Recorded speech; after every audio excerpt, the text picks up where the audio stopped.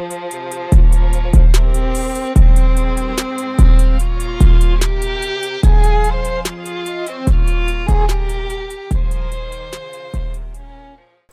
everyone, and welcome back to another great episode on the Hope and Renewal podcast. This is where faith meets real life and hard truth is held with compassion. Again, this is your favorite host, Antonio Banks. I want to thank you for tuning in. I hope and pray that this message speaks to your heart, and if it does, that you would share with somebody else. Today's episode is called Privacy Ends Where Your Post Begins. So the truth is this: privacy doesn't end when someone asks you a personal question. It actually ends the moment you hit post. That's the new reality of our world, though. And if we're being really honest, because this is what we actually do on the Hope and Renewal podcast, many of us, including me, myself, and I, have struggled with that tension between what should remain private and what we put out there for everyone to see. So let's dive in. Social media has blurred the fragile line between personal and public life. See, what once belonged to us, the raw emotions, the intimate celebration, the struggles we barely whispered about, are now broadcast with actually one click. So what we tell ourselves is this: I'm in control. If people don't like it, they can keep on scrolling. But is that really how you feel, or is that really true? See, the second a post goes live, you've lost control. You don't decide who sees it, how they interpret it, if they screenshot it, or what assumptions they build around it. What once felt harmless in the moment can echo for years, shaping out only how others perceive us, but how we perceive ourselves. And here's the irony: people willingly share their entire life story online. Joys, pains, secrets, and struggles, almost like the internet is their diary. But when someone comments, suddenly that person is labeled as nosy or judgmental. I know because I've been there. I've seen it. I've witnessed it. But here's the thing. There was a time when I posted things I shouldn't have. People would even message me and shake their heads when they saw me, or worse, ask me the one question I did not want to hear: are you okay? I didn't hear concern in that question. I actually heard criticism. Why? Because it forced me to face what I was hiding. I was not okay. Those posts weren't just updates. They were cries for help, disguised as toughness. And see, when people questioned me, I did the same thing. I snapped back with that famous line: if you don't like what I post, then keep on scrolling. But let me be real, because this is what we do on the Hope and Renewal podcast.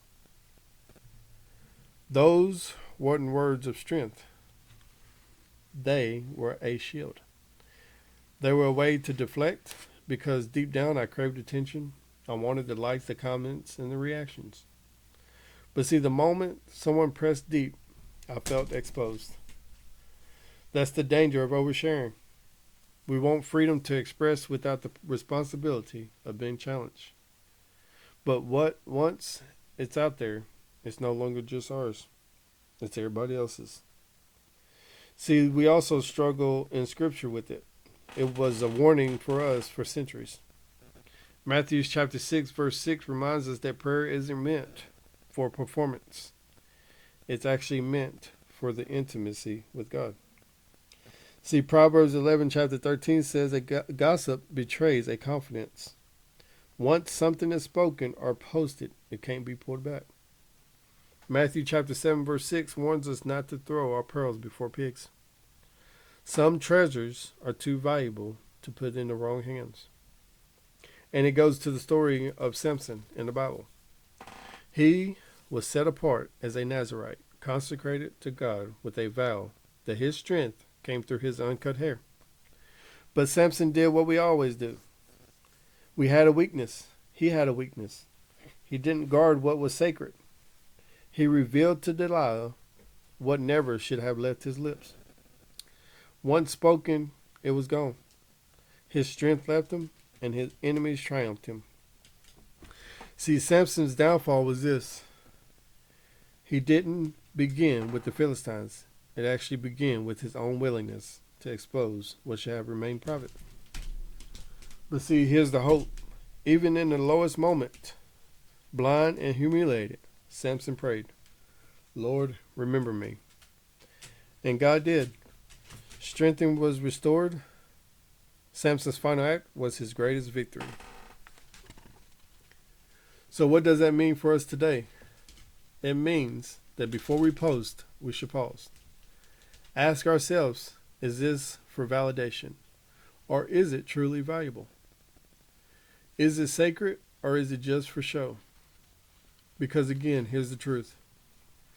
Privacy today isn't being stolen. It's being surrendered. Post by post, share by share, one like at a time, and once it's handed over, you rarely get it back, or you won't get it back at all.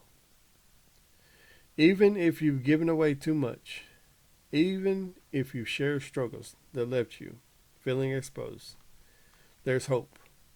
Just like Samson, we can also pray, Lord, remember me.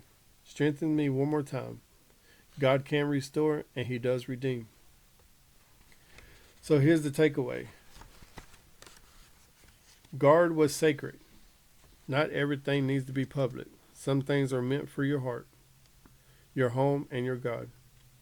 See, the next time your finger hovers over post, ask, am I surrendering my privacy for a moment of validation?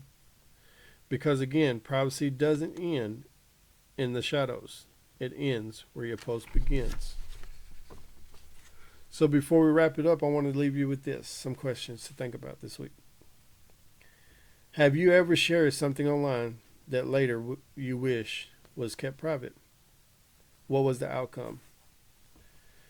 What sacred parts of your life should you reserve for God, for prayer, and for trusted relationships only? I want you to take a moment to really sit with these questions, maybe even journal them out. The truth is, we live in a culture that thrives on oversharing. But see, you don't have to live that way.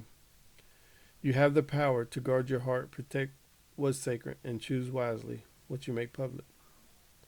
So as this week goes on, remember, privacy doesn't end when people, it ends where your post begins. Thank you for listening to the Hope and Renewal podcast. If this message encouraged you or touched you or spoke to your heart, I'd love for you to share it with someone else who might need it. And if you haven't already, follow the podcast so you don't miss the next episode.